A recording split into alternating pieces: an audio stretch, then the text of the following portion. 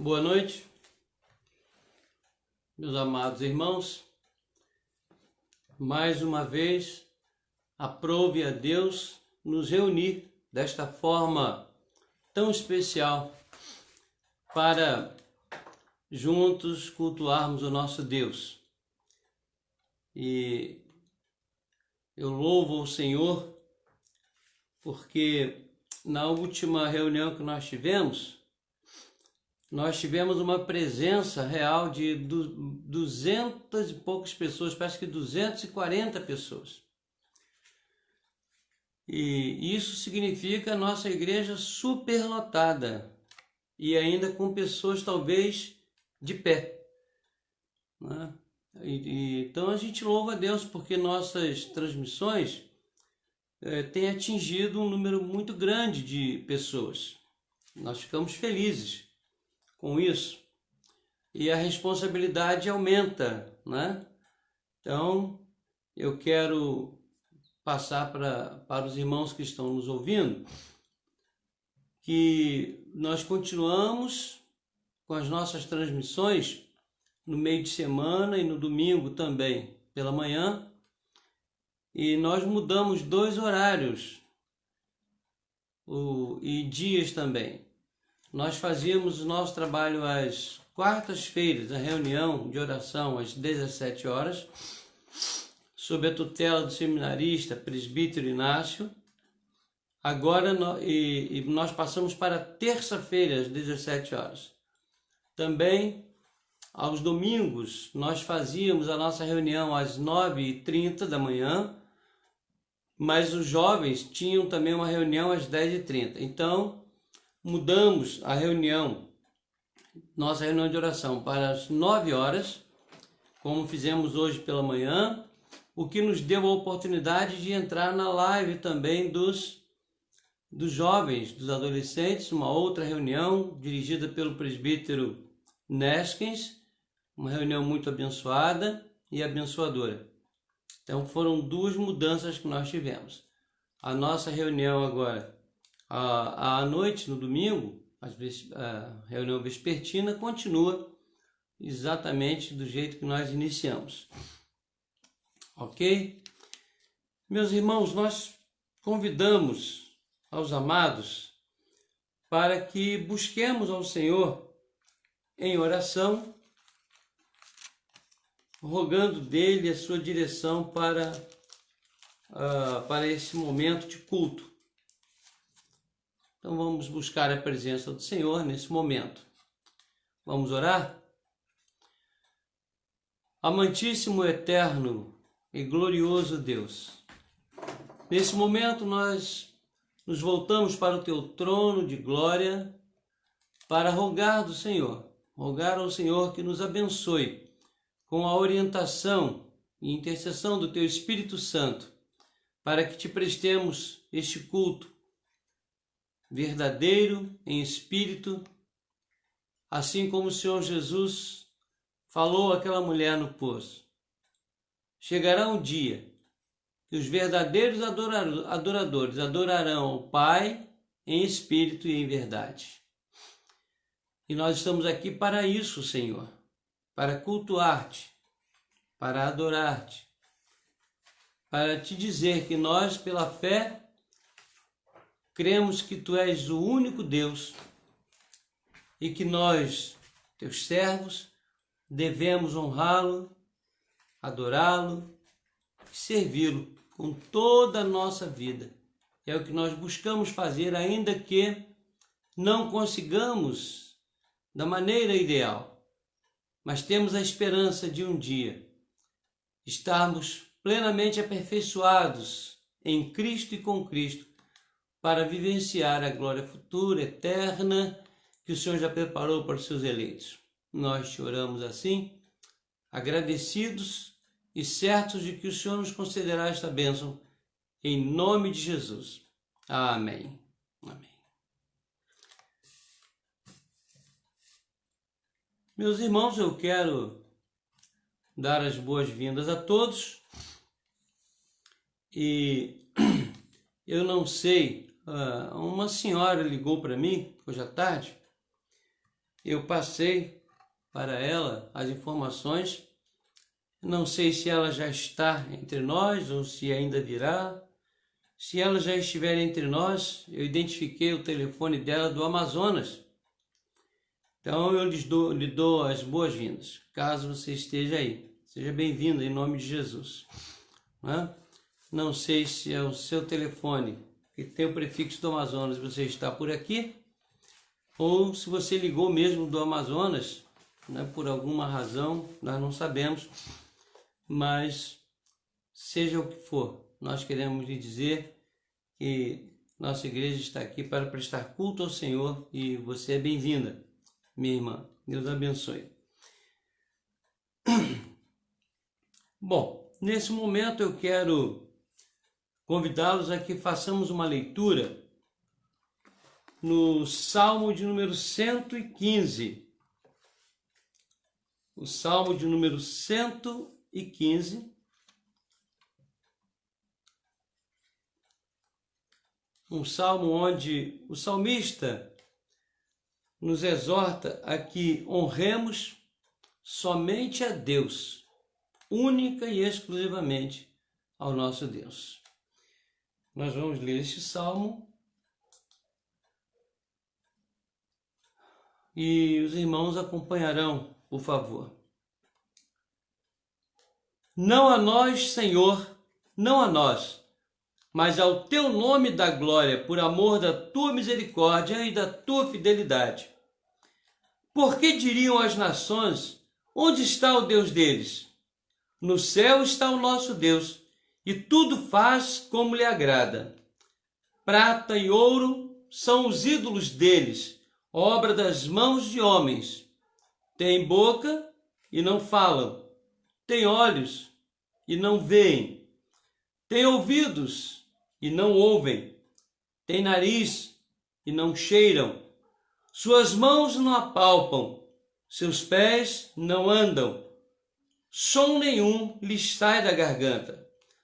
Tornem-se semelhantes a eles os que os fazem e quantos neles confiam. Israel confia no Senhor, ele é o seu amparo e o seu escudo. A casa de Arão confia no Senhor, ele é o seu amparo e o seu escudo. Confiam no Senhor os que temem o Senhor, ele é o seu amparo e o seu escudo.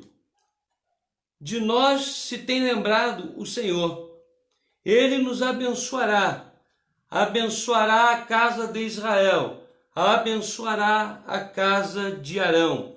Ele abençoa os que temem o Senhor, tanto pequenos como grandes. O Senhor vos aumente bênçãos mais e mais sobre vós e sobre vossos filhos. Sede benditos do Senhor, que fez os céus e a terra. Os céus são os céus do Senhor, mas a terra deu a ele aos filhos dos homens. Os mortos não louvam ao Senhor, nem os que descem à região do silêncio.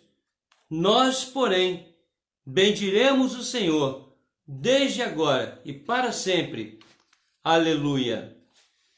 Eu, certa vez, comentei com a igreja, falei para a igreja, que o último verso do capítulo 115, os dois últimos versos, 17 e 18, dizem que os mortos não louvam ao Senhor. Não é porque os mortos não podem cantar, porque louvar não é só cantar. Cantar é uma expressão de louvor. Mas dedicar a vida toda é louvar. Fazer a obra do Senhor é louvar o Senhor. Não se esqueçam que o Senhor diz que até os astros o louvam. Eles não falam, não cantam, não fazem nada, mas eles cumprem a vontade do Senhor e louvam o Senhor. Os animais louvam o Senhor. E ao que me consta, eles não cantam em nenhum coral, a não ser o deles próprios, né? Então, por mortos aqui, nós entendemos aqueles que não têm vida em Cristo, não têm vida na pessoa de nosso Deus, não estão preocupados com a vida espiritual, então eles estão mortos. Lembram que Jesus falou isso para alguns que disseram: deixe que nós primeiro enterremos nossos pais para depois segui-lo. E Jesus então disse: deixe que os mortos enterrem seus próprios mortos, ou seja, mortos espiritualmente. Queridos, nós temos um hino, que é o hino de número 63. É um hino clássico. Hoje nós vamos falar um pouco sobre a questão das agruras da vida, das famosas vagas procelosas, né? E este hino é uma promessa de que nenhuma vaga procelosa vai nos sucumbir, vai nos afogar. E se porventura nós estivermos na iminência de sermos afogados, de sossobrar nessas vagas tormentosas, com certeza o Senhor nos livrará e nos sustentará. Hino de número 63. Nós vamos cantar este hino agora com os irmãos.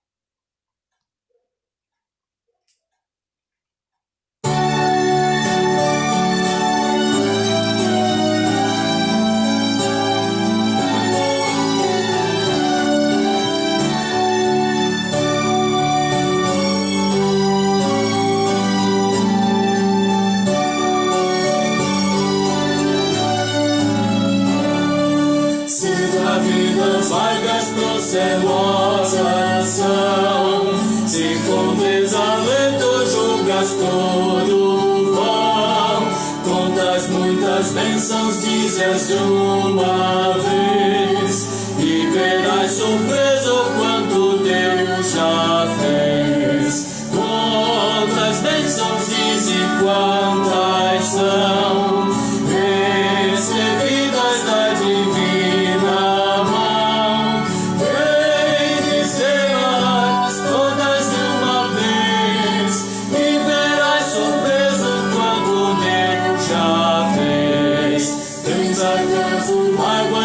É teu mirar, é a cruz pesada quem tem de levar, ondas muitas bênçãos logo exultarás, e fortalecido tudo vencerás. Quantas bênçãos diz e quantas são, recebidas da divina mão.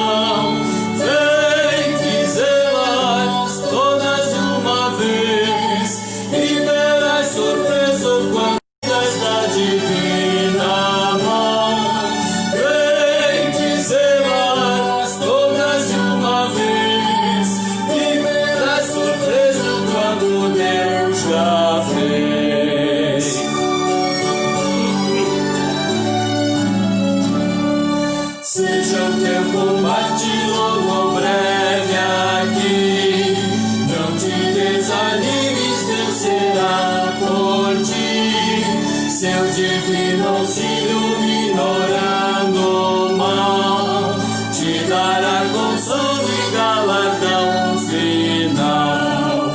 Quantas bênçãos diz e quantas são, recebidas da divina mão, vem dizê-las todas de uma vez, e verás surpreso quanto Deus já fez.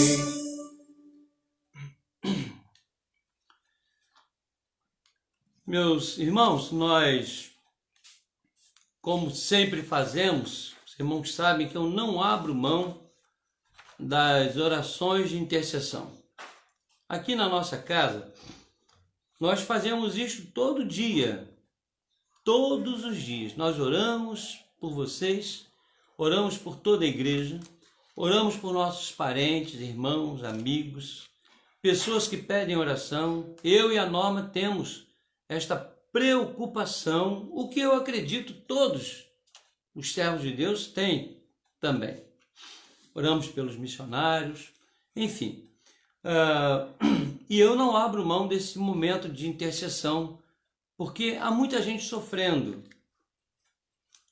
E nós vamos até comentar sobre isto na nossa mensagem de hoje.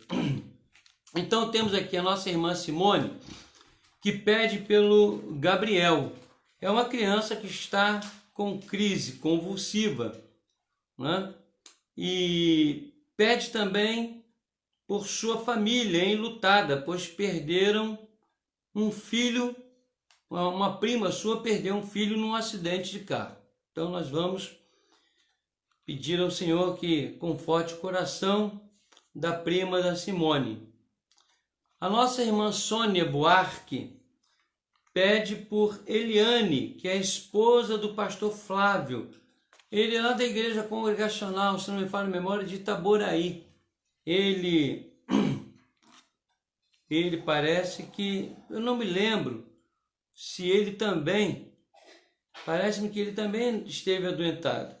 Mas a Sônia pede que oremos em favor da sua esposa, a Eliane, esposa do pastor Flávio, da igreja congregacional, e se eu não me falha a memória, em Itaboraí. Quero também pedir oração pelo diácono Bruno, que está fazendo uma série de exames por causa de um desconforto estomacal, está fazendo exames, mas também pelo seu ambiente de trabalho.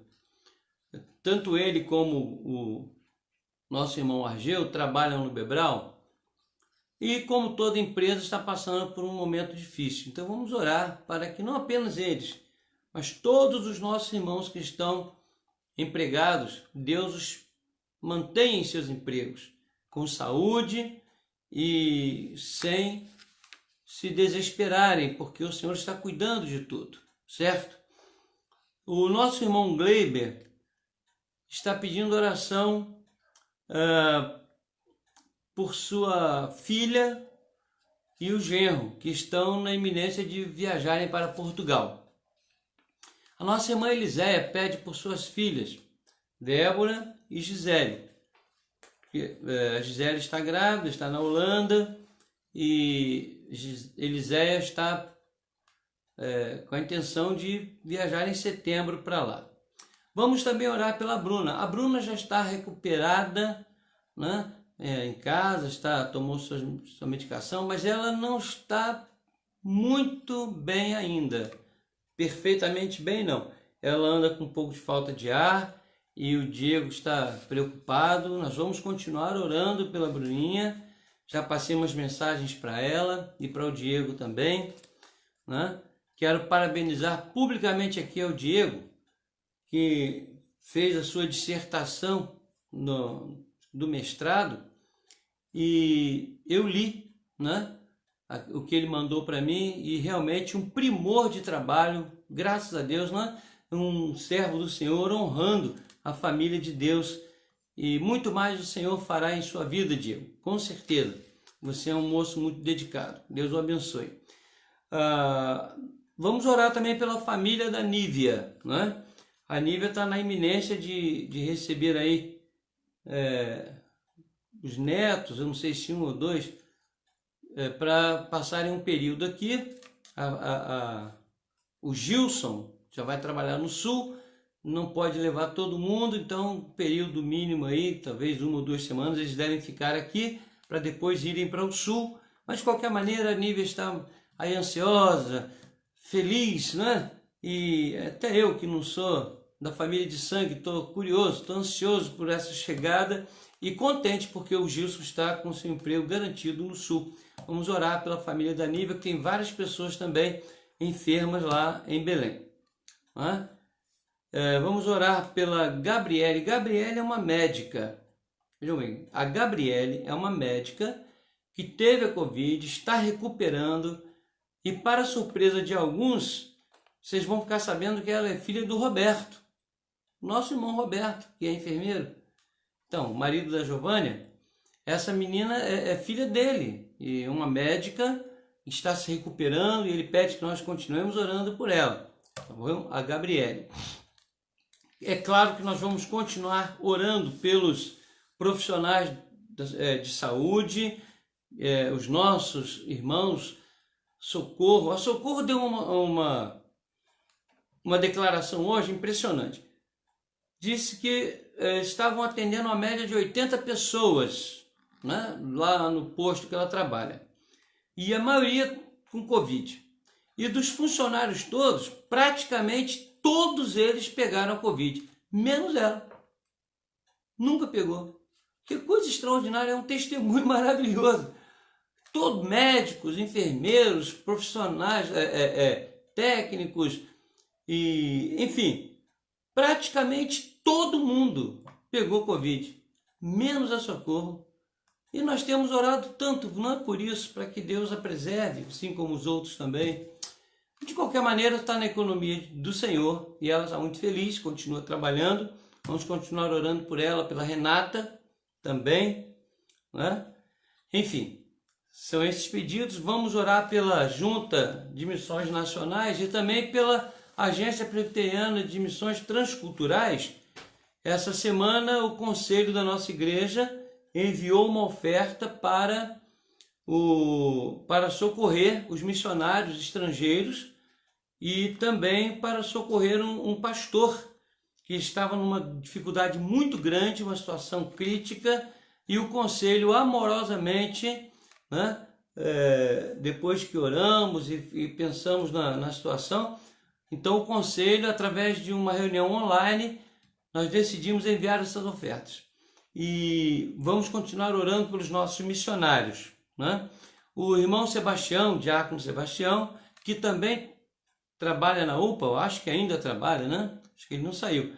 Também está muito próximo da possibilidade de uma infecção na UPA. Vamos orar por ele e por sua nora, a Luana, e também a sua irmã, Eva, lá em Minas Gerais.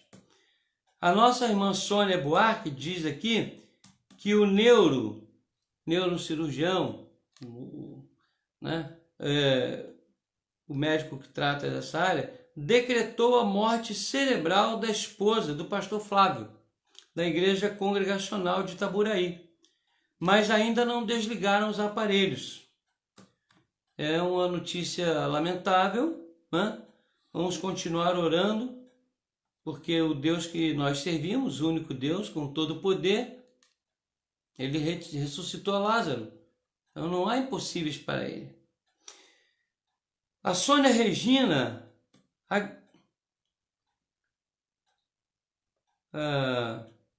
está escrito aqui, Sônia Regina agradece por todos estarem bem em Maceió e pede por sua família que está em Maceió. É o que eu tenho aqui, né? Tá bom? Sônia Regina. Não é a Sônia Buarque, não. A Sônia Regina. Ok? Então, queridos, nós vamos orar em favor desses pedidos, né? E rogar ao Senhor que também esteja nos guardando em momentos como este, momentos tão difíceis pelos quais nós estamos passando. Ok? Então vamos orar, buscar a presença do Senhor. Senhor nosso Deus, este instante, ó Pai, neste instante nós buscamos a Tua presença para rogar ao Senhor que tenhas misericórdia daqueles que sofrem. Rogamos, ó Deus, que com amor e misericórdia o Senhor esteja cuidando daqueles que estão enfermos, não apenas por essa enfermidade pandêmica, mas as enfermidades que assolam muitas outras, os teus filhos, pessoas em geral, muita gente nos pedindo oração, muita gente clamando por um conforto, por uma solução de um problema existencial. E nós sabemos que só o Senhor pode dar direção e solução para o problema de cada um daqueles que tu mesmo criaste para o teu louvor e para a tua glória. Senhor, há tantas pessoas enlutadas com esta enfermidade e outras. Nós te rogamos que derrames o consolo e o bálsamo do teu Espírito no coração dessas pessoas. Pedimos que visites o pastor Flávio nesse instante e que ele seja, ó Deus, acalentado pelo Senhor e que se cumpra na vida da tua serva, nossa irmã, a tua vontade soberana, inatingível muitas vezes para nós, mas à qual nós nos submetemos confiando que tu fazes sempre o melhor, para a tua glória, para os que te amam. Senhor, rogo-te que guardes os teus filhos em seus ambientes de trabalho, que estejas, ó Pai, trazendo tranquilidade àqueles que estão buscando solução para os seus problemas, não apenas de enfermidade, como dissemos, mas também os problemas existenciais. Fica conosco, Senhor, cuida das igrejas, dos pastores, dos missionários, de todos aqueles que estão na linha de frente para pregar o teu evangelho. Ó Senhor, dá-nos a bênção da ousadia santa de proclamar as tuas verdades em momentos como este, que estão predispondo o coração das pessoas a te buscar. Que muitos te busquem e encontrem para a tua glória e salvação de cada um deles. É a oração que nós te fazemos, Senhor, certos da tua bênção e agradecidos porque o Senhor tem ouvido nossas orações e tem agido soberanamente sobre nós. É no nome de Jesus que te oramos. Amém. Amém.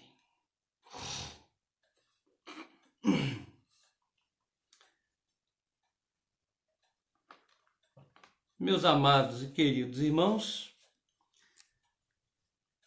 o Salmo 143 diz assim: Atende, Senhor, a minha oração, dá ouvidos às minhas súplicas, responde-me segundo a tua fidelidade, segundo a tua justiça. Temos que orar assim. Hoje pela manhã nós iniciamos uma palavra sobre a oração e prometemos continuar no próximo domingo. Então, no próximo domingo, tá?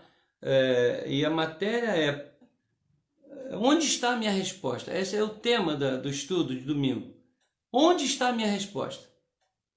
E nós usamos ali Jó, capítulo 30, verso 20, apesar de termos lido uma grande parte do texto, onde Jó diz isso para o Senhor. Onde é que o Senhor está que não me responde? Eu estou aqui em pé e o Senhor apenas olhando para mim. Naquela situação crítica, já no final, ele fala assim, mas depois a própria palavra explica o tipo de sentimento dele. Então, domingo que vem, nós continuaremos a mostrar razões pelas quais muitas vezes nós não entendemos e não recebemos a resposta de Deus e nem a solução que almejamos. Mas eu disse hoje de manhã, ele sempre ouve. Necessariamente ele não é obrigado a responder e nem atender, mas ouvir, ele ouve. Ele diz isso.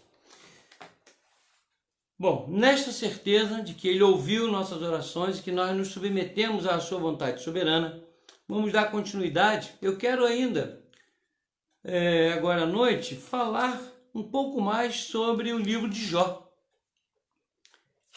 E eu quero falar sobre o capítulo 42. O capítulo 42 de Jó, você pode procurar aí, é o último capítulo do livro de Jó.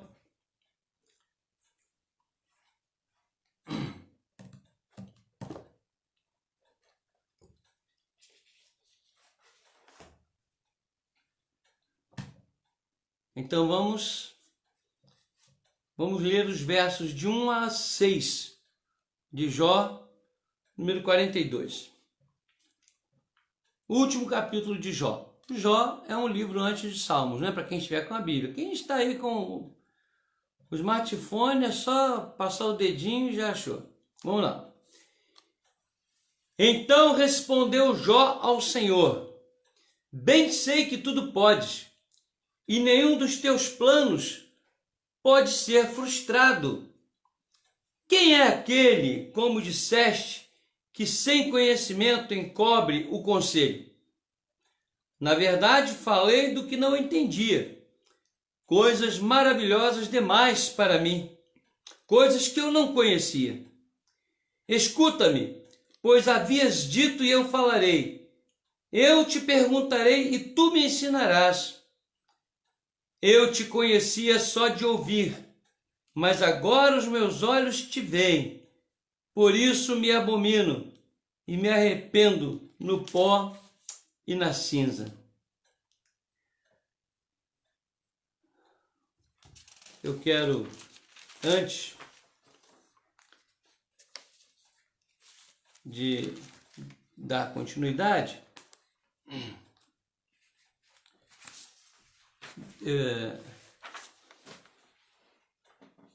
só um instante, irmãos, que eu quero conferir aqui uma caixinha de alguém. Eu vou pedir ajuda à irmã Norma, porque eu não estou vendo.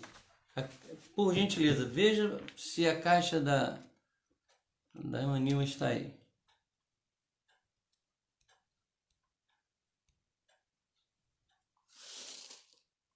Só um instante, irmãos.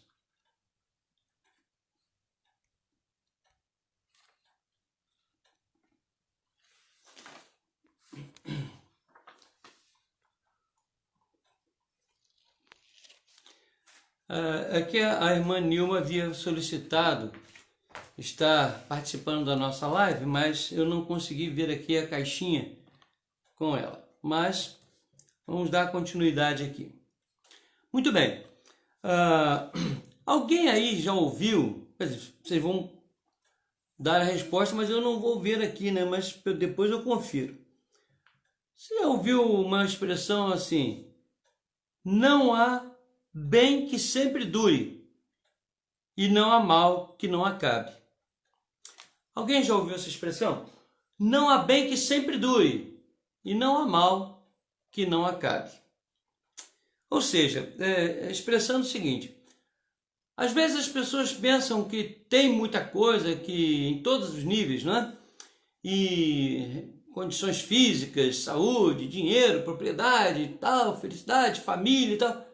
Mas não significa que isso será para sempre aqui na Terra, ou enquanto houver vida aqui na Terra dessa pessoa. Ou seja, é possível que esses bens todos durem durante a sua existência aqui, mas também é possível que isso tenha uma interrupção. Ou seja, eu acredito que nem todas as pessoas têm tudo o que quer o tempo todo. Não acredito nisso, é muito difícil, né? Mas pode até ser. Também, as pessoas têm a tendência de imaginar que os seus males vão perpetuar. Eu nunca vou sair dessa situação, isso aqui não tem jeito, eu vou sofrer para sempre. Eu não sei se aquele homem paralítico, 38 anos, se pensou isso, ou se o cego pensou isso, não sei. Talvez. Até quando eu vou sofrer isso? Nunca vai ter solução. Então, daí essa expressão, alguém criou essa expressão. Não há bem que sempre dure, e não há mal que não acabe. Meus irmãos, o livro de Jó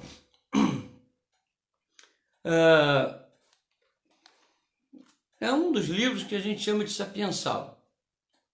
Um livro que apela para a sabedoria, a busca da sabedoria. Não tanto quanto os Salmos, ou Provérbios, ou Eclesiastes, mas ele é considerado por muitos como um livro sapiensal. O livro de Jó não tem autor conhecido. Alguns acham que foi Jó, outros Eliú, outros Moisés, outros Salomão. Isso por causa das análises críticas, escriturísticas, históricas.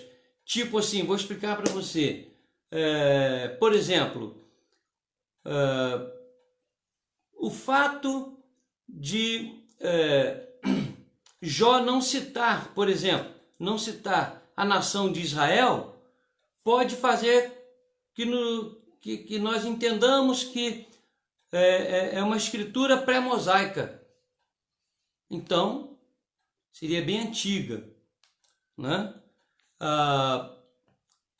Alguns registros muito parecidos com a técnica que Salomão usava para escrever dão respaldo a que se imagine que poderia ser Salomão que narrou poeticamente, vamos usar essa expressão, narrou uma história real, porque uma dúvida você não pode ter, essa dúvida ninguém pode ter. Jó existiu mesmo, não é uma alegoria. A narrativa pode ter sido recheada de ensinamentos, pode ter sido recheada de conceitos, que seja, mas Jó realmente existiu. Inclusive ele é citado, né, em vários outros lugares, e porque há provas, inclusive científicas, né, da existência de Jó. Então não há que se duvidar disso, ok? Não sabemos a autoria, também não sabemos a data. Se foi na época de Salomão, batemos 900 anos antes. Se foi na outra época, 1500 anos. Então a gente não tem como definir, porque não há uma prova concreta da sua idade, não é? No livro de Jó. Agora, o livro de Jó tem suscitado uma questão na mente de muitas pessoas. Uma questão que se estende para outras situações. É uma questão que eu chamo de questão paradoxal. O que é um paradoxo? A palavra paradoxo, ela tem no latim paradoxum, mas também no grego paradoxos, ou seja, o acento cai no segundo alfa, paradoxos. A princípio, antes de eu fazer uma exegese, eu imaginava que essa palavra era uma junção de pará, que significa ao lado, basicamente, e dokel, que é o verbo ensinar, né? E doxa não, porque é glória. A doxa, a glória de Deus, não. Mas seria, eu imaginei isso, seria. Mas na verdade, a tradução que eu encontrei para a palavra paradoxos é uma coisa inusitada, estranha, algo estranho. Na língua portuguesa, a palavra paradoxo significa mais ou menos o seguinte. Peraí, só que você caiu aqui. A palavra paradoxo na língua portuguesa significa mais ou menos o seguinte: é uma ideia contrária, né, projetada, um conceito contrário àquilo que é aceito como uma verdade estabelecida. Então, vou dar um exemplo. Como é que pode, por isso eu chamo o livro de paradoxal, a história de Jó. Como é que pode Deus, que é amor, e isso é uma matéria dos espíritas que eles tentam explicar, como é que pode Deus, que é amor, permitir o sofrimento? É um paradoxo. Um camarada, um assassino, eu conheci, ele tinha uma paixão por seu gato. E ele dizia que amava o gato. Isso é um paradoxo. O sujeito mata um homem e ama um gato. Como é que pode? Ele ter aquele carinho especial pelo gato, aquela coisa, aquela paixão, mas não ter pelo homem o mesmo respeito, pelo ser humano. Isso é um paradoxo. Então, o livro de Jó é um livro que eu chamo, entre aspas, de um livro paradoxal. Mas não porque eu ache que ele seja paradoxal, Porque essa matéria do sofrimento, que muitos dizem que é impingido por Deus, mas eu não entendo assim, eu entendo que é permitido por Deus, é diferente. Assim como a condenação dos homens não é um desejo de Deus, mas Deus escolheu homens condenados para salvá-los e os outros condenados ele não escolheu. Chama-se em teologia de preterição. Então não há injustiça de Deus. Paulo fala isso em Romanos. Não há injustiça na eleição. Pelo contrário, Deus demonstrou amor. Assim como Deus permitindo a história de Jó, a situação de Jó, Deus estava permitindo aquilo com sabedoria, com objetivos maravilhosos, bons, santos, porque a Bíblia diz que tudo contribui para o bem daqueles que amam a Deus. Ok? E nós temos, eu não vou esgotar o assunto hoje, porque é um assunto longo, profundo, mas eu gostaria de considerar pelo menos 3 lições com os irmãos sobre o sofrimento. Estamos pegando como base a história de Jó. Mas 3 lições sobre o sofrimento. A primeira lição, exatamente no livro de Jó. As outras 2 eu vou pedir socorro a 2 outros textos bíblicos. Primeira lição sobre o sofrimento. Então, você que talvez tenha vivido, ou está vivendo, ou se porventura Deus tal não permita, você venha a viver algum nível de sofrimento, e eu quero voltar só um pouquinho para dizer o seguinte: o que é o sofrimento? Sofrimento é um desconforto físico ou psíquico. O desconforto físico vem pela dor. E é uma questão biológica. O cérebro tem seu contato com os terminais nervosos e as dores, as amputações, tudo aquilo que acontece fisicamente, que acontece com o nosso corpo, pode nos trazer sofrimento, baseado nessas 2 áreas. A física, que seria a dor, né? Mas mesmo quando a dor vai embora, nós temos a possibilidade de sofrer psiquicamente. E o sofrimento psíquico, ele envolve 2 áreas, a área moral e a área espiritual. A área moral e espiritual. Nós podemos sofrer por perdas, podemos sofrer psiquicamente, não é? Por situações existenciais, falta de emprego, enfermidades que não causem dor, mas que incomodam, enfim, relacionamentos mal curados, tudo isso. E espiritualmente, aquela consciência que o ser humano tem, dada pelo Espírito Santo, do bem e do mal. E todo ser humano sabe, desde a mais tenra infância, se ele está fazendo certo ou errado. Não tem um ser humano que não possa saber isso, porque a Bíblia diz que o Espírito Santo é que convence o homem do pecado, da justiça e do juízo. Não é o homem cristão, não é o homem judeu, não é o homem do passado nem o homem do presente, é o homem, genericamente falando, o aner, o homem. É esse homem, certo? E o sofrimento espiritual é uma constante na vida de quem não está ligado a Deus por Cristo.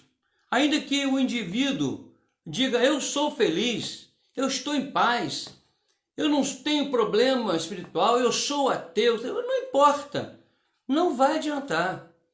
Ele vai em algum momento da sua vida, o Espírito Santo vai dizer a ele: você é pecador. E ele vai sofrer com isso. Ou ele poderá entrar no plano de salvação de Deus ou não. Mas enquanto ele não estiver unido a Cristo, unido a Deus, através de Jesus, ele vai sofrer.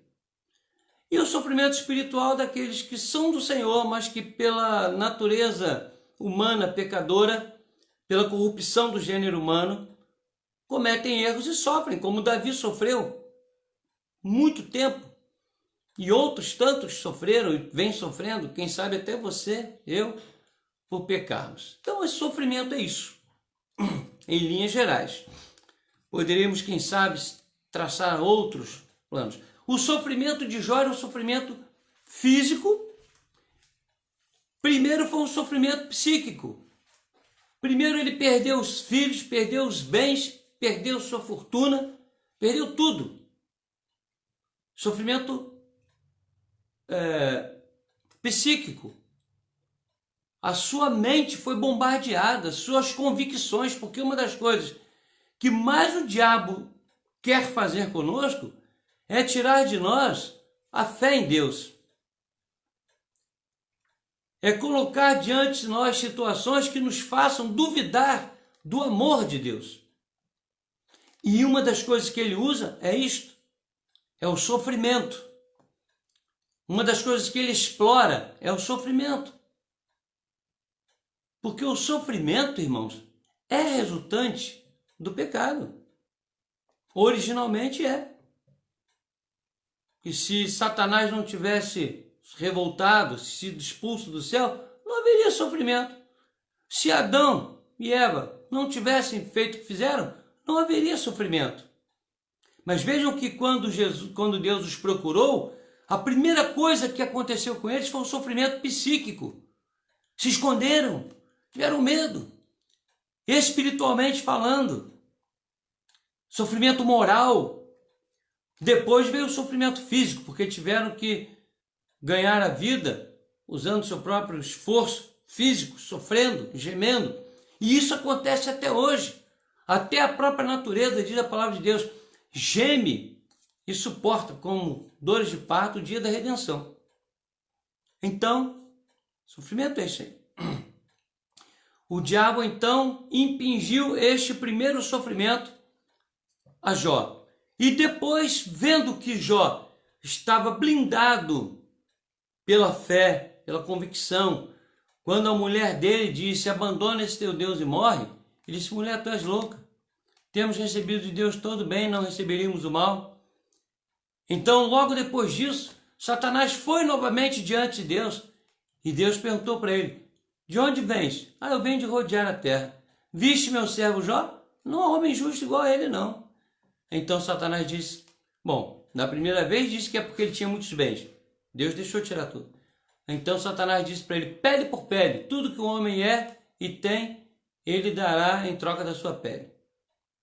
Se tocar na pele dele, ele vai rejeitar o Senhor.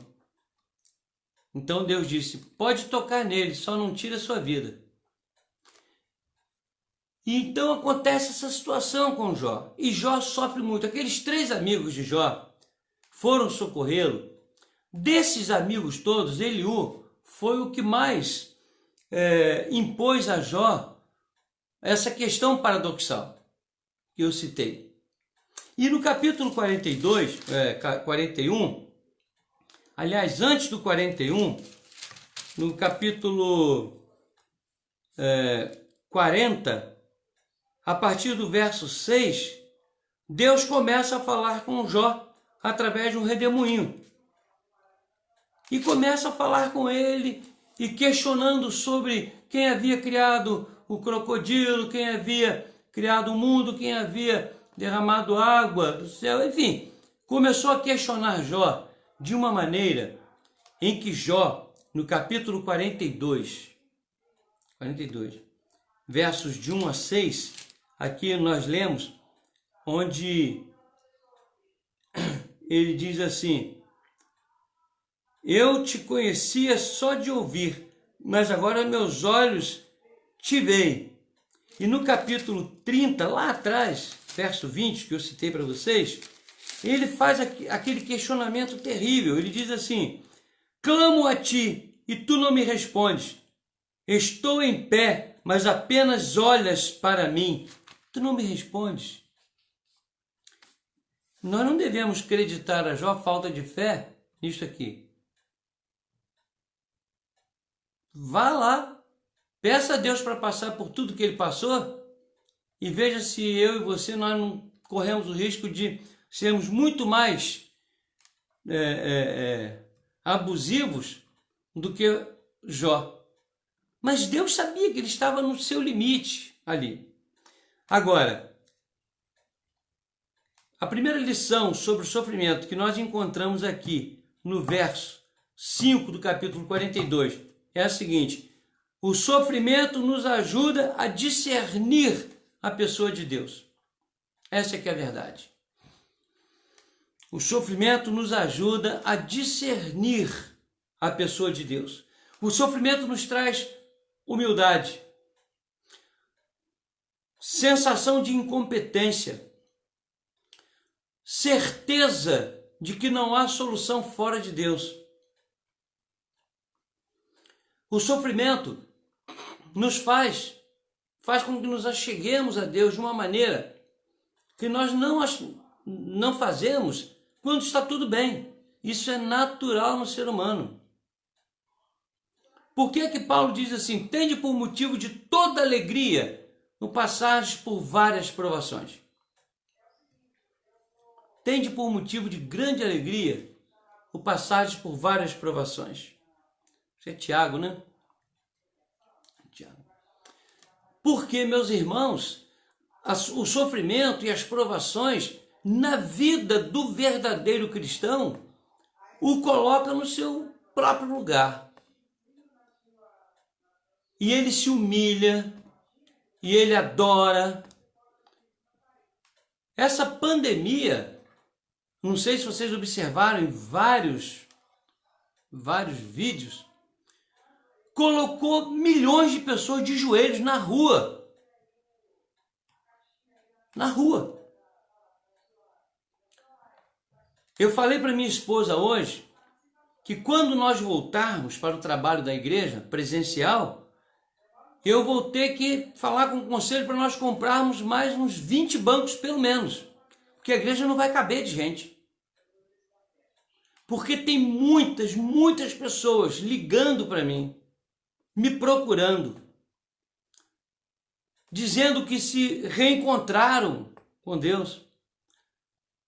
Muitas pessoas que já tinham se esquecido de Deus, através desse sofrimento, estão quebrantadas, estão compreendendo que fora de Deus não há solução.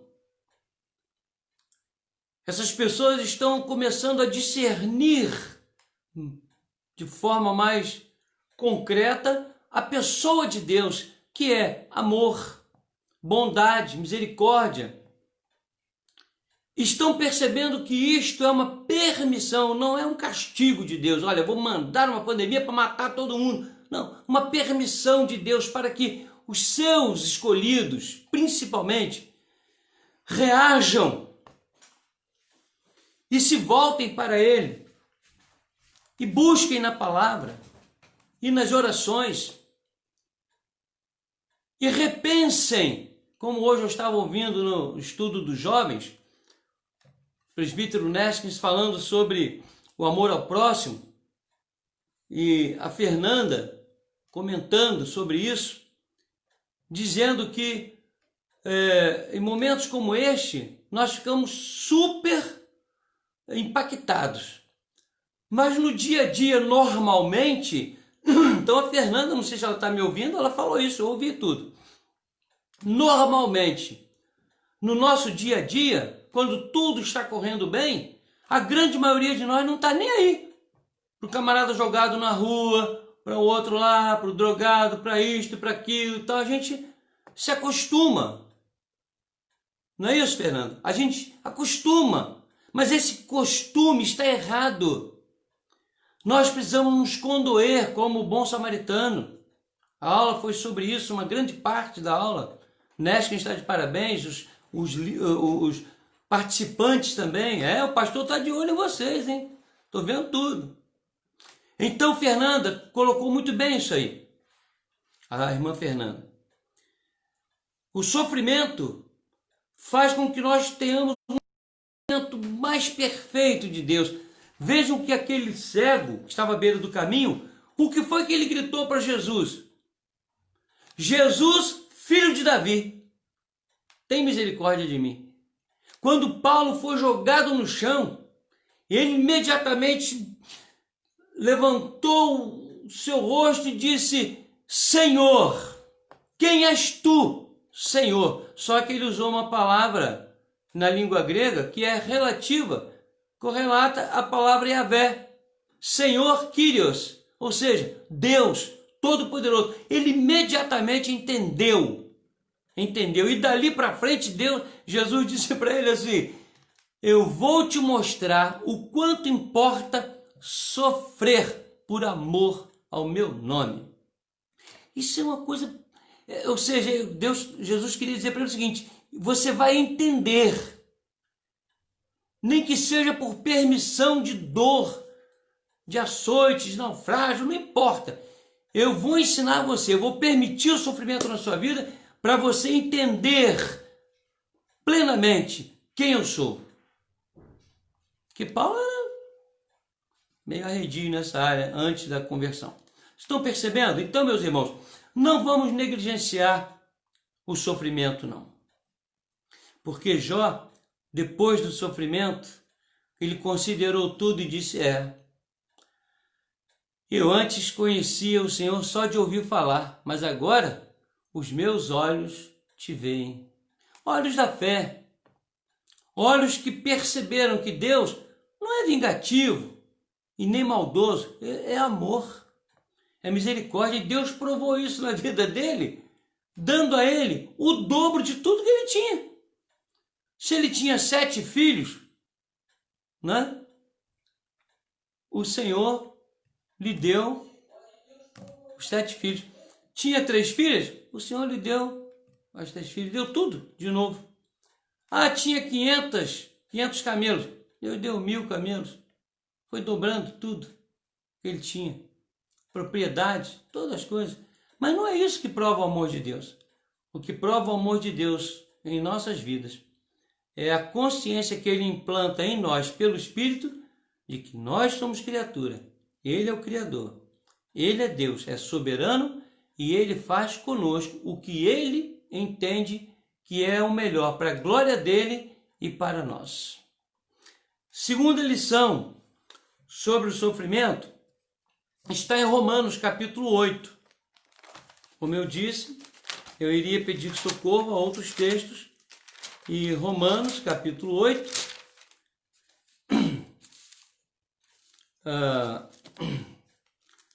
os versos 18 a 30, Romanos capítulo 8, versos de 18 a 30, nós vamos ver o apóstolo Paulo falando sobre a não condenação dos seus escolhidos. Nenhuma condenação pelo pendor do Espírito. No verso 12, ele diz assim: assim, pois, irmãos, somos devedores não à carne, como se constrangidos a viver segundo a carne. Porque se viverdes segundo a carne, caminhais para a morte. Mas se pelo Espírito mortificardes os feitos do corpo, certamente vivereis. Pois todos os que são guiados pelo Espírito de Deus são filhos de Deus. Porque não recebestes o espírito de escravidão para viverdes outra vez atemorizados, mas recebestes o espírito de adoção, baseados no qual clamamos: Abba, Pai. O próprio Espírito testifica com o nosso espírito que somos filhos de Deus. Ora, se somos filhos, somos também herdeiros, herdeiros de Deus e co-herdeiros com Cristo. Se com ele sofremos, também com ele seremos glorificados. Eu uma vez preguei um sermão intitulado O Caminho da Glória, o caminho da cruz é o caminho da glória. Onde Jesus está hoje? Na glória. Qual foi o caminho que ele trilhou para a glória? O caminho da cruz. E o que é que Jesus fala sobre o caminho que leva à salvação? É estreito ou é largo? É estreito. Deixa eu citar alguns textos para vocês. Eu ainda vou ler aqui, depois do verso 18 em diante. Mas deixa eu citar uns textos para vocês. Jesus diz assim: eis aqui, agora eu vos envio como ovelhas para o meio de lobos. Imagina isso. Eu vos envio como ovelhas para o meio dos lobos. Quem quiser vir após mim, e isso não era só naqueles dias, era ir após ele em toda a história. Quem quiser vir após mim, negue-se a si mesmo. Tome cada dia sobre si a sua cruz e siga-me. Um outro texto: no mundo tereis aflições, mas tende bom ânimo. Eu venci o mundo. Ou seja, vocês vão vencer também. Mas ele venceu o mundo lá na sua morte, na cruz. Em Mateus 11:12, se não me falha a memória, diz assim: desde os tempos de João Batista até agora, o reino de Deus é conquistado com esforço, e só quem se esforça consegue obtê-lo. Há outro texto que diz assim: todo aquele que quiser me seguir sofrerá perseguição. Todo. Não é uma opção, eu vou seguir a Jesus, mas eu não vou sofrer. Irmãos, nós não temos uma religião masoquista. A nossa religião não é uma religião fundamentada no sofrimento para a salvação. Só vai se salvar quem sofrer. Não. Não é isso. Você só vai ser salvo se você sofrer. Não, não é isso. Mas é impossível seguir a Jesus sem ser perseguido. É impossível. Lembra daquela parábola que o Senhor manda os servos, e os servos são mortos por aqueles homens maus? Depois o Senhor fala assim, o dono da vinha fala assim: olha, agora vou mandar meu filho, porque o meu filho eles não vão ter coragem. E aí ele manda o filho, e aqueles homens maus matam o filho. Aí Jesus diz assim: se eles não pouparam o filho, vão poupar vocês? Eu tenho sim, não sei que expressão vou usar, mas eu acho muito esquisito pessoas que se dizem cristãs e que dizem assim: eu nunca tive problema. Nunca tive nada de errado. Nunca houve nada errado comigo.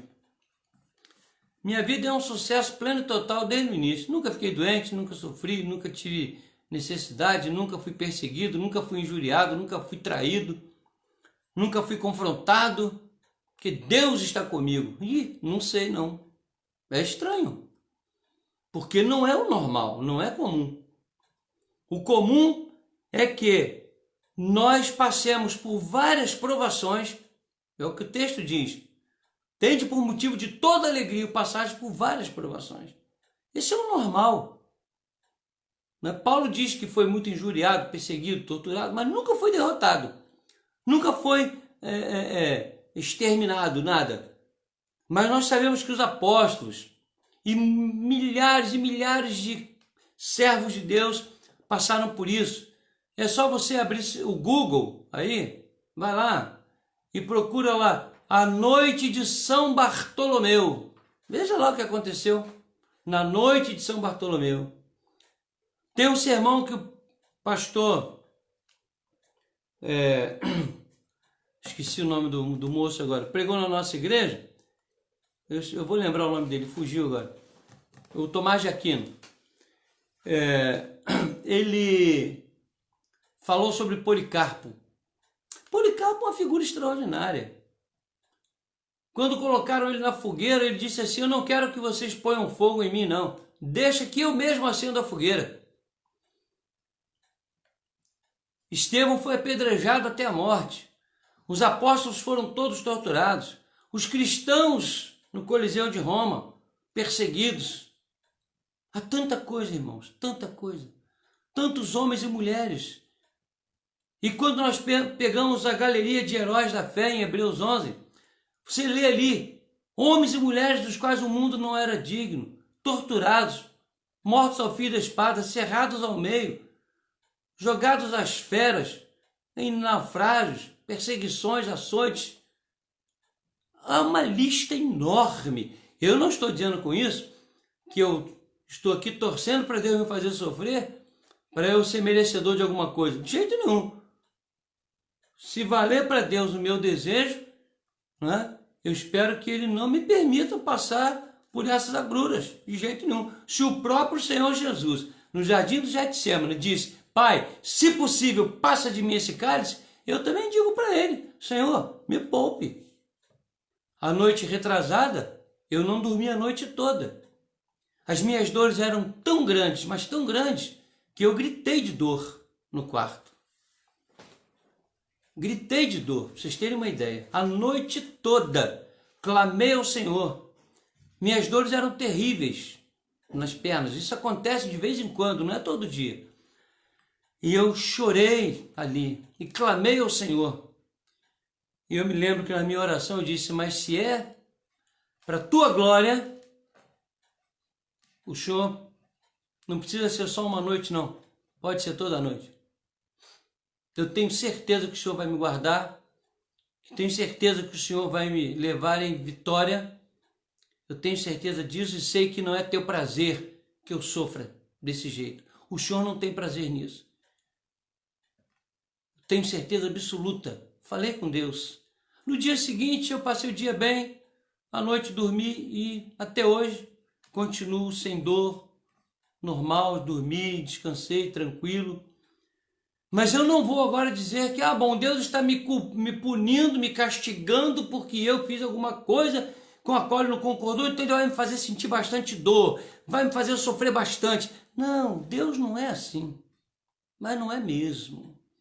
Ele pode permitir, e permite, para nos aperfeiçoar, até que chegamos à semelhança de Cristo.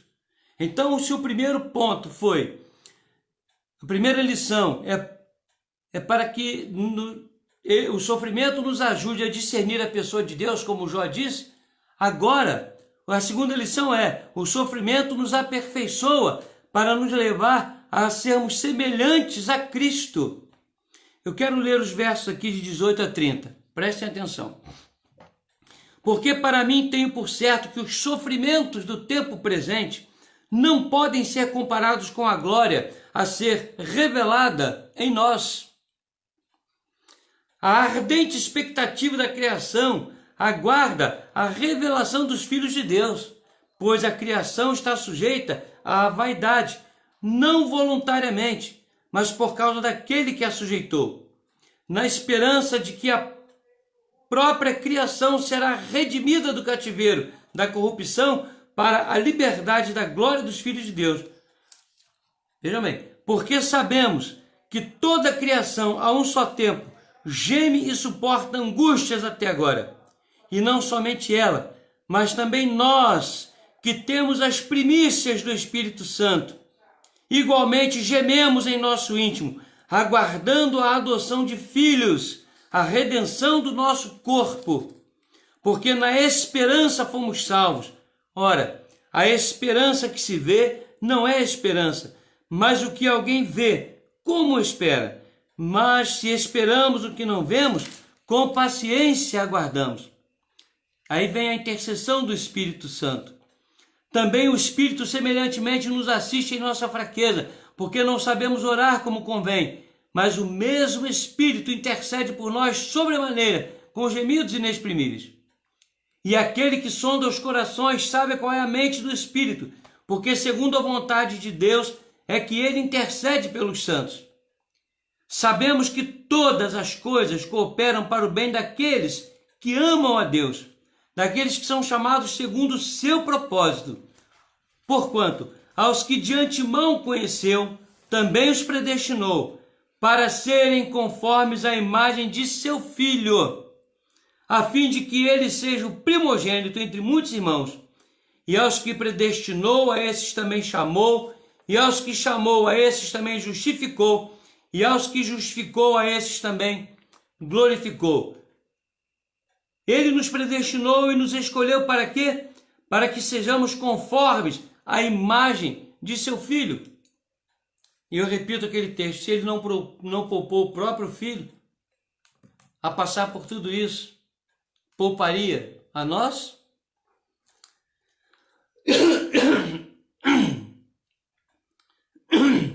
Eu não me lembro o nome do teólogo, sociólogo, que falou o que eu vou falar agora. Eu só não lembro, mas eu leio muito, acabo confundindo às vezes as coisas. Como eu não li para falar aqui, eu não estou lembrando agora. Ou foi Schleiermacher ou Søren Kierkegaard, foi um desses dois aí. E disse assim, eu não tenho inveja de um cristão que tem uma vida tranquila e regalada. Eu não tenho inveja, porque não é normal.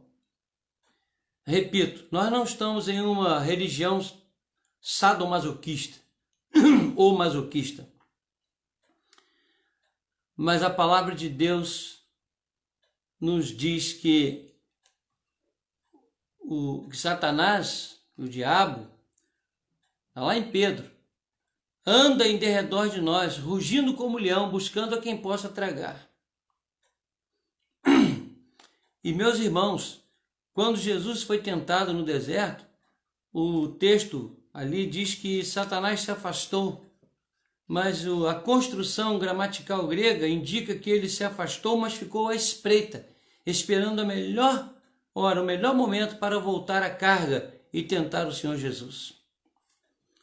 E também conosco, já que muitas vezes ele não pode nos vencer na fé, somos blindados pelo Espírito Santo, ele tenta tirar a nossa fé, tirar a nossa esperança em Deus, para que nós ofendamos ao Senhor, tocando na nossa carne, tocando na nossa mente, trazendo problemas com a nossa família, problemas com o nosso esposo, nossa esposa, nossos filhos, problemas existenciais, falta de dinheiro, enfermidades, falta de remédio. Enfim, há tantas coisas na área existencial que o inimigo, Deus lhe permite agir para provar a nossa fé, e se Deus faz isso, com certeza é algo sábio, bom, maravilhoso, que eu não preciso compreender, só preciso me submeter. Porque o objetivo de Deus, em segundo lugar aqui no sofrimento, é nos aperfeiçoar, até que chegamos à semelhança do seu Filho Jesus Cristo. E se com ele sofremos, com ele reinaremos. Terceira e última lição, ainda no livro de Romanos, a partir do verso 31. Se a primeira lição do sofrimento é nos ajudar a discernir a pessoa de Deus, o seu amor, sua misericórdia. Segundo lugar, é nos aperfeiçoar, nos levando a nos assemelhar a Cristo. A terceira lição é que o sofrimento nos prepara para saborear a vitória. Um dia, nós estaremos ao lado de Cristo. Nós somos co-herdeiros com Ele. Um dia nós estaremos vivendo a eternidade com o nosso Deus. Um dia nós estaremos transformados para viver em glória com o Senhor por toda a eternidade, para todo sempre. Mas isto é uma coisa que aconteceu, segundo o texto que nós lemos, aconteceu na própria eternidade. Diz aqui o texto, aqueles que predestinou, chamou, aos que chamou, justificou, e aos que justificou também glorificou. Ora, eu entendo que chamar, justificar, predestinar, chamar e justificar, na nossa língua portuguesa pode significar pretérito passado. Mas glorificar, não, você não foi glorificado ainda, Eu não fui, Abraão já foi, Jacó já foi, José, Moisés, mas eu não. Mas ele me predestinou, ele me chamou, ele me justificou em Cristo e já me glorificou. Então eu já estou glorificado, assim como você. Ou seja, já estou vitorioso. Nós somos mais que vitoriosos, diz Paulo em Romanos. Só estou esperando o dia, o momento, ou com a vinda de Jesus ou com a minha ida para encontrar com Ele, regozijando como Estevão, vivenciando aquela maravilha que Paulo vivenciou naquele arrebatamento. Olha o que diz os versos de 31 em diante. Que diremos, pois, à vista destas coisas? Se Deus é por nós, quem será contra nós? Aquele que não poupou seu próprio filho, antes por todos nós o entregou, porventura não nos dará graciosamente com ele, o Filho, todas as coisas? Quem tentará acusação contra os eleitos de Deus? É Deus quem os justifica. Quem os condenará? É Cristo Jesus quem morreu, ou antes, quem ressuscitou, o qual está à direita de Deus e também intercede por nós. Quem nos separará do amor de Deus? Nos separará do amor de Cristo? Será tribulação, angústia, perseguição, fome, nudez, perigo, espada? Como está escrito, presta atenção, por amor de ti, somos entregues à morte o dia todo, fomos considerados como ovelhas para o matadouro. Prestaram atenção? Não é que somos entregues à morte todos os dias, é o dia todo. Acordou, está lá o inimigo perseguindo. Deitou, ele está lá no pesadelo, te perturbando, tirando seu sono, trazendo um incômodo, sendo que for, ele não descansa. Em todas estas coisas, porém, somos mais que vencedores, por meio de quem? Daquele que nos amou, Jesus, o próprio Deus.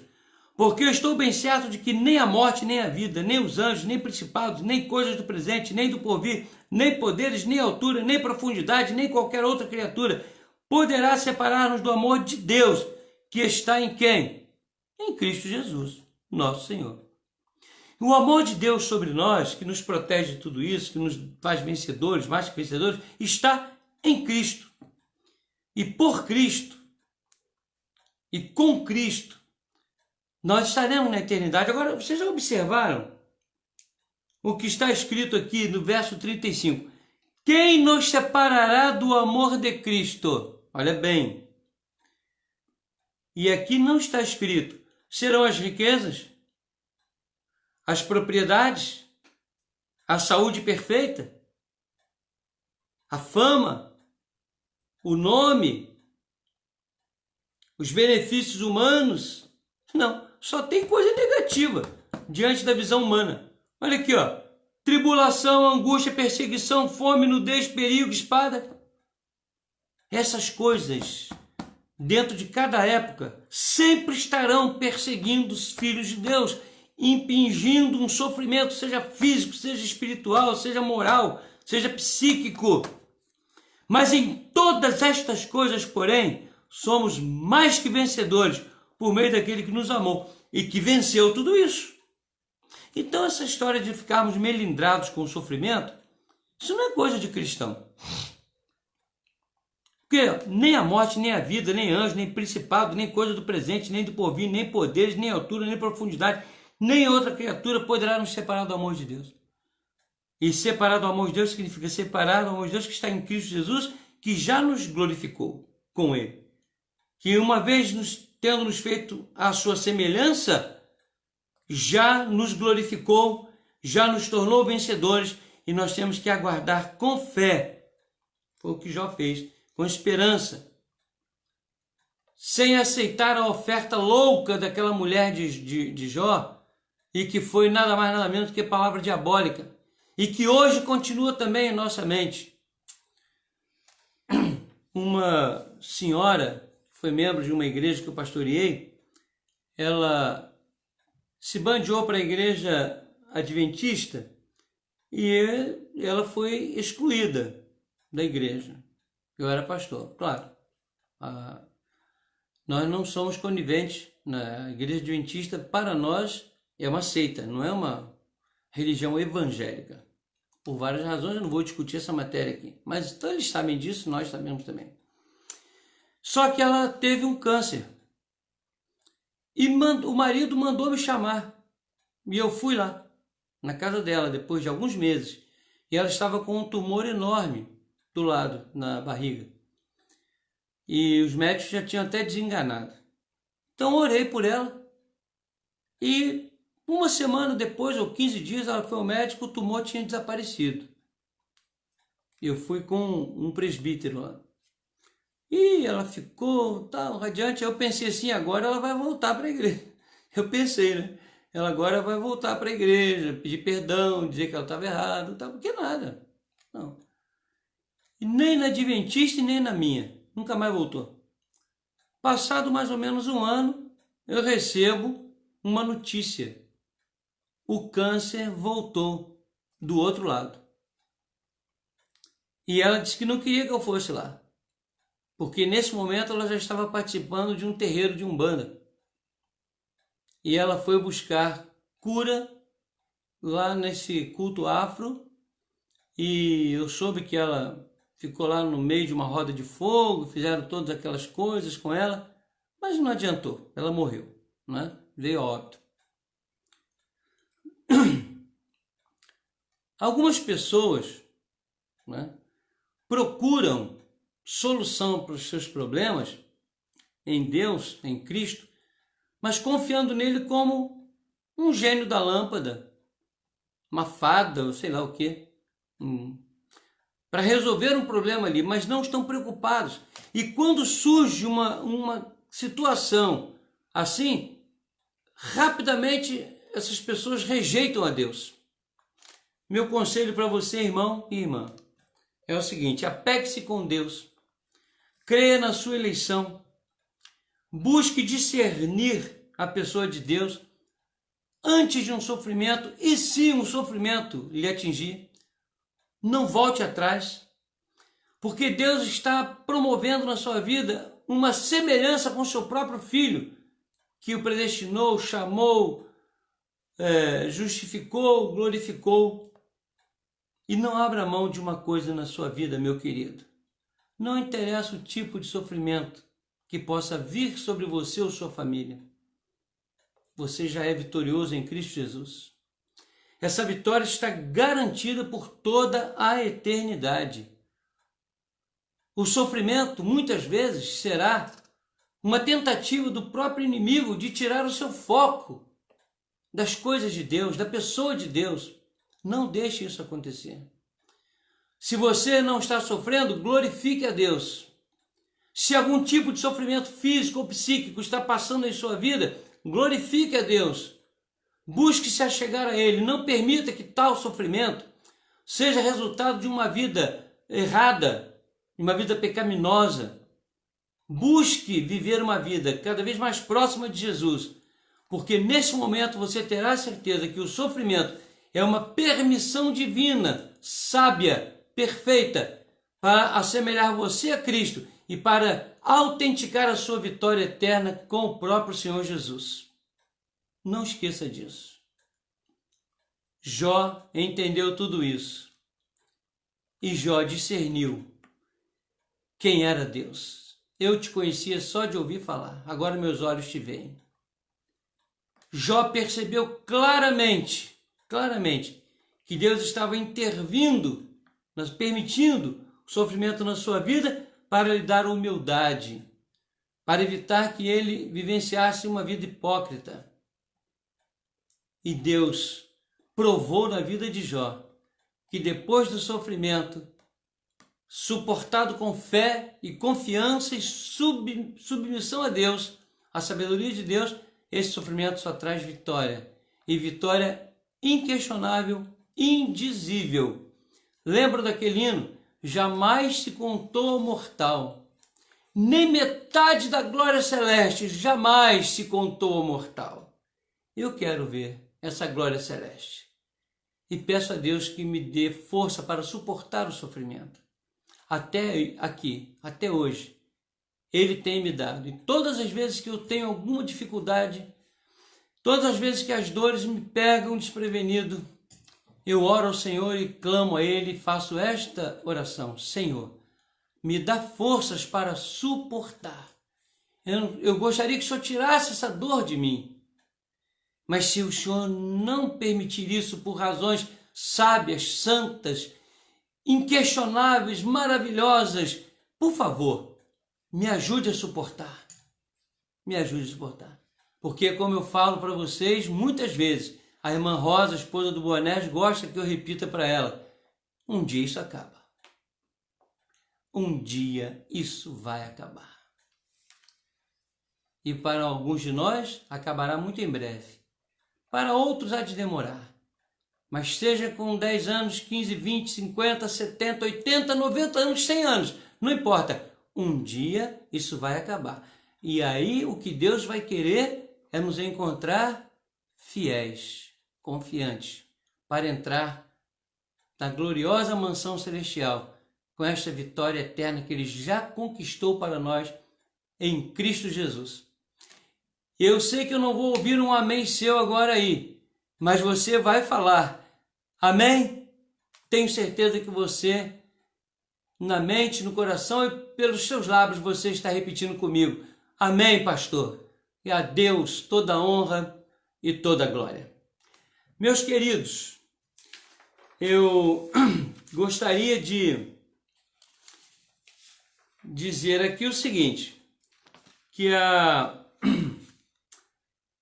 irmã Rogéria está agradecendo porque a sua nora e netas foram ontem para Joinville, em Santa Catarina, né? Foram de carro e já chegaram bem. Eita, povo corajoso, hein? Eles vão ali como se fosse na esquina comprar um pedaço de carne. Quando eu morava lá na Bahia, às vezes eu dizia para o coronel Isaías, assim, o presbítero: meu irmão, olha, eu vou lá no Rio para resolver um assunto. Ele falava assim: eita homem, esse homem diz que vai lá no Rio de Janeiro como se fosse ali na esquina comprar uma banana. Aí ele ria, mas é assim mesmo. Que Deus abençoe, estamos muito contentes que elas tenham chegado bem. A nossa irmã Edinalva, né? Nosso irmão Manuel, nossa irmã Nilma, nosso irmão Marcos, nosso irmão Daniel, são todos irmãos nossos que estão nos assistindo, além de todos os irmãos que estão aí que eu já identifiquei. Vou clicar aqui para ver se uma pessoa que gostaria de entrar aqui na live para orar, mas se não estiver aqui nós vamos... não está aqui ainda. Então nós vamos agradecer a esses irmãos e vamos orar também para encerrar esse trabalho. E eu quero fazer um apelo aos irmãos. O apelo é o seguinte: não vamos esquecer, aqueles que puderem, participar da reunião terça-feira, 17 horas. Participar do estudo bíblico quinta-feira, às 19h30 horas. Participar da reunião de oração dominical às 9 horas da manhã. Participar da reunião dos jovens, sob a tutela do Neskens, presbítero Neskens, às 10h30 da manhã nos domingos. E os cultos vespertinos às 19h30 horas. Irmãos, o presbítero Clay está restaurando a igreja, juntamente com o Wellington, né, depois daquela chuva que causou alguns estragos. E então o conselho, ele pediu autorização ao conselho, nós adquirimos todo o material, aquela coisa toda, mas ele fez questão de estar ali recuperando a igreja para que, assim que a permissão de reunião presencial acontecer, e nós esperamos que seja o mais rápido possível, nós vamos encontrar a igreja bem cuidada, bonita, pintadinha, arrumada direitinho, ok? O presbítero Clay, ele está essa semana na igreja, amanhã vai estar lá, e eu sei que de repente você pode querer fazer a sua oferta, levar o quilo também para atender as famílias, ou seu dízimo, então você pode ir lá, né? Não vai ter problema nenhum, ele vai estar ali à disposição, não só para isso, vai estar trabalhando, né? Ok? Então nós vamos orar, agradecendo a Deus por esse momento muito especial. Você quer orar? E vamos rogar a Deus que nos dê uma noite abençoada e uma semana também na sua presença. Oremos, irmãos. Amantíssimo, eterno e glorioso Deus, muito obrigado, Senhor, por tua palavra, que fala aos nossos corações. Obrigado a Deus por teu cuidado, teu amor e teu carinho, por tua misericórdia por cada um de nós. O teu Espírito tem manifestado em nós, nos mostrando e provando que qualquer que seja a situação anormal, de desconforto físico, psíquico, moral, espiritual que sintamos, nada mais são do que provas pelas quais passamos e que temos a certeza, o teu Espírito nos ajudará a vencer, porque um dia, assemelhados a Cristo Jesus, nosso Senhor, estaremos eternamente com o Senhor nos páramos celestiais. Tua palavra não pode mentir, o Senhor não mente. E as tuas promessas têm se cumprido na vida dos teus filhos ao longo da história. E nós continuaremos rogando ao Senhor força do teu Espírito para suportar as provações, os sofrimentos, caso eles se deparem diante de nós. Assim, Senhor, rogamos que nos livres do sofrimento, seja ele qual for, mas se porventura vier algum sofrimento sobre nós, que o teu Espírito Santo nos abençoe com a força para suportar e honrar o teu nome e a fé que temos no Senhor. E agora, irmãos, recebei a bênção. E que a graça de nosso Senhor e Salvador Jesus Cristo, e o amor de Deus, o nosso único e eterno Pai, e as consolações benditas do Espírito Santo, sejam sobre todos vós, irmãos, e sobre todo o povo de Deus permaneça, desde agora e para todo sempre. Amém. Amém. Meus amados, obrigado pela atenção de todos, pela presença. Tenham todos uma boa noite, que Deus nos abençoe. Amém.